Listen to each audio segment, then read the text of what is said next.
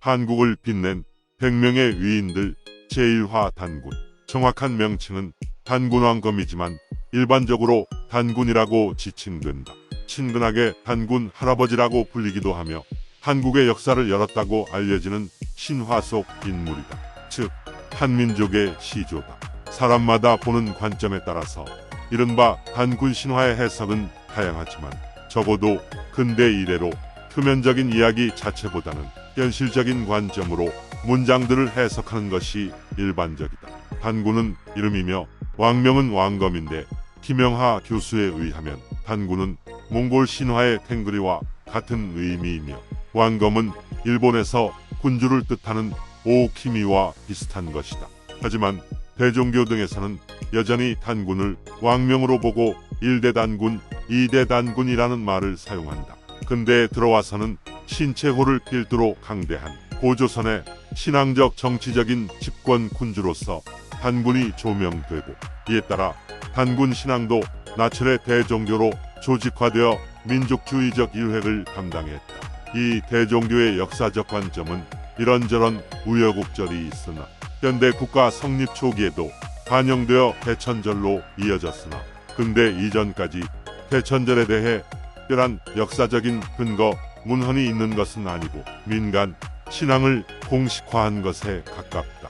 현대 역사학계에서는 이것이 한반도 북부에서 만주 일대가 신석기 시대에서 청동기 시대로 접어들던 과도기의 역사적 믿음이 반영된 산물로 보기도 했다. 곰과 호랑이를 숭배하던 토테미즘의 신석기 사회에 천손 신앙을 가진 청동기 집단이 유입되어 그들이 호랑이 집단과 곰 집단을 흡수한 후 훗날 고조선으로 발전하는 단군 집단을 이루었다는 정도로 해석했던 것이다.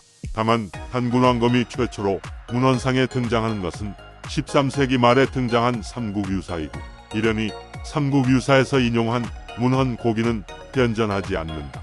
1145년에 나온 삼국사기에 평양의 원래 주인으로 선인왕검이 언급되는 것을 보아 적어도 고려 중기에는 신화의 구성이 있었던 모양이다. 다만 선인왕검이 단군으로 강력하게 추정되기는 하나 명확히 단군이라 명시된 것은 아니다.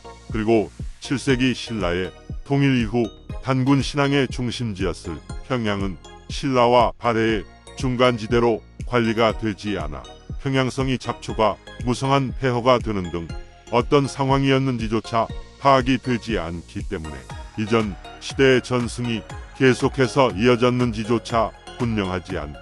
삼국사기에서 고구려 후기 기록을 중국 사서에서 빌렸어서 장수왕 등의 몇몇 군주들은 내정 기록보다 조공 기록이 더 많을 정도인지라 풍습에 대한 기록이 제대로 남아있지 않을 정도라 이해가 안 가는 것도 아니지만 단군이라는 이름을 비롯하여 신화의 전체 모습이 확인되는 것은 삼국유사가 쓰인 시기를 비롯한 13에서 14세기 이후의 일이다. 이후 조선 초기에는 황해도 고월산에 삼성사가 있어 환인, 환웅 단군을 모시고 있었던 것으로 보아 이 시기 단군은 민간 신앙의 중요 구성원으로 자리잡고 있었음을 알 수 있다. 때문에 최근의 역사학계에서는 단군 신화를 대동강 유역에서 한정적으로 신봉되던 지방신으로 보는 견해가 점점 늘어나고 있고 실제 청동기 시대 역사를 반영한 사실로 보는데 소극적이다. 그러나 1970년대에 들어서 대종교의 아류로 만들어진 태백교, 단단학회와 같은 종교 집단의 유사역사학은 오늘날까지도 암암리에 사회 저변에 자리하고 있어서 문제가 된다. 유사역사학 추종자들은 단군 신화라는 용어를 말하면 친일 식민사학자라고 몰아가기 일쑤지만 민영휘, 영선구, 박영효, 이재극 등과 친일 유림단체들도 단군을 숭배하고 단군령 수축운동을 진행했다. 애초에 단군 신화는 주몽신화, 박혁거세 신화, 수로왕 신화 같이 한국사뿐만 아니라 다른 나라의 역사 속에서도 흔하게 나타나는 건국 신화로서 단어 그 자체를 부정적으로 받아들일 이유가 하등 없다. 그저 고조선의 건국 신화 정도로 이해하면 되는 일이니 용어 사용에 대한 문제 제기는 한빠들만의 주장으로 간주하고 무시하면 된다. 애초에 내용부터 현실성이 떨어지는 전설이라 실제 역사를 바탕으로 한다 하더라도 신화라고 부르는 게 당연한 것이다. 현재 가장 널리 알려진 단군 신화는 삼국유사의 것이나 이외에도 제왕운기나 세종실록 지리지 등 다양한 서적에 여러 판본들이 존재한다.